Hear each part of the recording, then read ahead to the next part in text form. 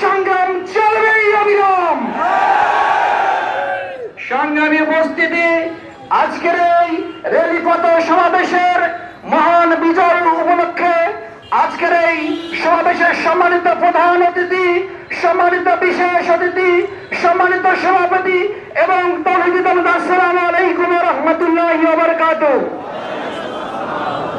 দিক নির্দেশনামূলক কথা বলবেন আমাদের প্রিয় নেতৃবৃন্দ। আমি শুধু একটি কথা বলতে চাই, মহান এই বিজয় দিবসের মাধ্যমে আমরা যে স্বাধীনতা পেয়েছি, এই স্বাধীনতা আমাদেরকে অক্ষুণ্ণ রাখার জন্য ঐক্যবদ্ধ থাকতে হবে। আর একটি কথা বলতে চাই, যারা আওয়ামী লীগ এবং যুবলীগ, ছাত্রলীগদের সাথে কোন ধরনের আপোষ করা যাবে না। সংগ্রামী উপস্থিতি, তারা কি আমাদের লাবলু ভাইকে ছেড়ে দিয়েছে?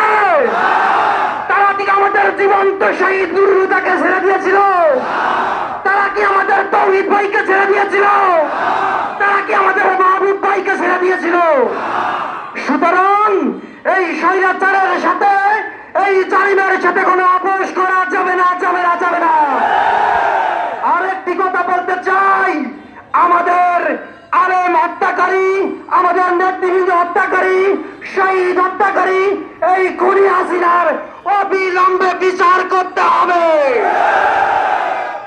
আর সর্বশেষ কথা, ৭১ সালে বিজয় অর্জন করেছি রক্তের বিনিময়ে, ঠিক কিনা?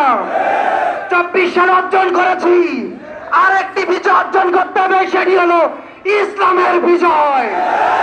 সেই বিজয়ে আপনারা কি থাকতে রাজি আছেন? রাজি আছেন? হাত তুলেন। আখির দাওয়ানা আলহামদুলিল্লাহি রাব্বিল আলামিন।